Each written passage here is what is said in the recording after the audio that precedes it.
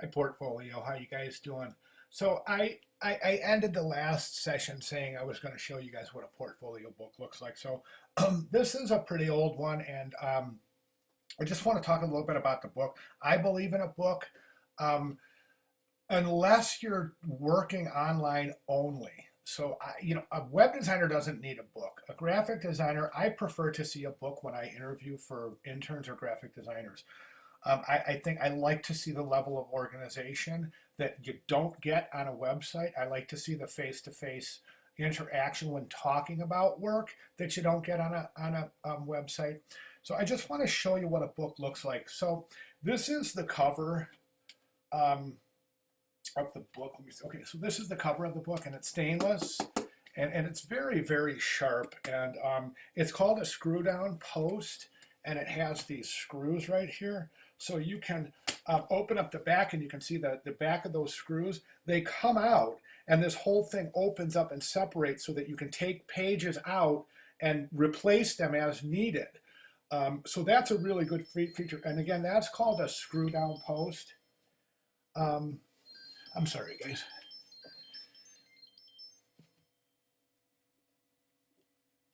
So that's called a screw down post, and it's a really a good way to show your work. So anyways, so let's get into the actual work itself. You can see each page is covered with a kind of an acetate sleeve, and that's just really to protect your work. Now what I do when I put a portfolio together is I do it digitally, of course, and then I'll put the pages together, lay the pages out, and have each page individually printed. So you're not printing spreads in a book like this, guys. You're going to be putting spreads together by, placing work back to back, but you're not going to be printing spreads, okay? Because these are all single pages, but they show in spreads. Okay, let me show you what I mean. I'm just going to stand up. So I'm going to go through this, and let's see if I can. Okay, so here's the front. Here's the front cover. Here's the first page, just the logo. That's it on the page. Second page is the logo with the name. Or the third page. Second page is blank. Another blank page, and this is just a favorite quote.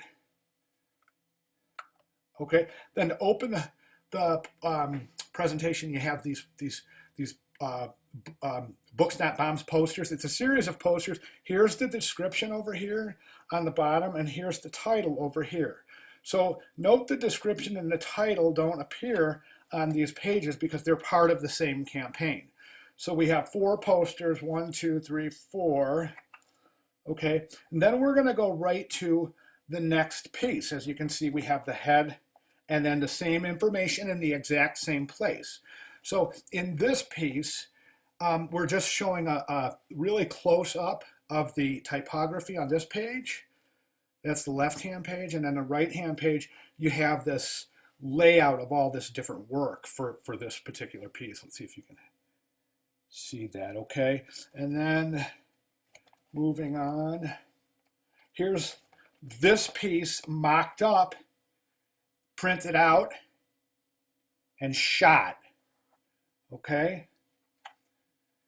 Another piece with the macro shot on the left side showing the typography, and then the individual pieces. Note the grid on each page. Okay, more of the same piece, as you note, no headline, no. Okay, next piece. This is a digital piece, so these are screenshots, guys. Now, when you do your digital pieces, you can actually, I suggest that you keep a high resolution copy just for this particular reason, for portfolio. That way you don't have to try to wrestle around with a low-res screenshot in a print book. Okay, next. Here's the cover. Here's this right here, only a macro shot showing a close-up of the typography. And then here you have front cover, the spine, shot of the back cover, interior typography, and then the whole jacket with the dust flaps, back spine, front, and then front dust flap. Note the grid again. Okay, next page, another digital piece. Okay, so this is the explanation of this piece. And these are the different, I'm sorry, this is the web page. This is the first page. Okay, the fold would be right about here or so. And then everything else down would be scrolled down. Then these would be the next pages on the website. okay? Now over here, this is that gallery thing that we looked at. Here's that macro shot of the packaging. Then here's the letterhead, coffee, letterhead, business card, envelope. Then your corporate identity pieces. These are pages right out of that guide I showed you before, and these are actual pieces. Okay, beer 6-pack labels, macro shot of the package, different labels for all of the 6 different beers that come in the package, macro shot of the typography, logo, and then a product shot. Next page, CD cover. We got an actual shot mocked up, photographed, and printed. Then these are digital files, guys. That's a photograph. These are digital files. So we're mixing photographs with our digital files. Okay. Next piece is a pen set. Okay, here's a package shot, open package shot. Then we have a macro of the layout of the logo, and then another macro shot of the typography. And then finally, I think this is it. This is the zoo poster. Posters on the left, on your left. And on the right-hand side is some placement shots of the poster. Here's one of the poster on a wall. Then here's a macro shot, and then there's a little mailer to go with that. Okay, and so that would be one example of a print portfolio for a job associated with print. So in other words, if I wasn't looking for a job associated with print for this portfolio, I would change things around. In other words, if I was looking for a job as a web designer, I would completely change this thing. Well, I wouldn't really use a book, but let's say, I don't know, maybe a logo designer or an illustrator, I would change the pages out in this book to reflect that, so that the pages in my book reflect the interview I'm going on. Makes sense? I want to show you one more thing. For all those pieces, these are the design narratives for all those pieces in that portfolio. Okay, and these are all written out, and they're all design narratives. So why are these written out? Well, there's the resume.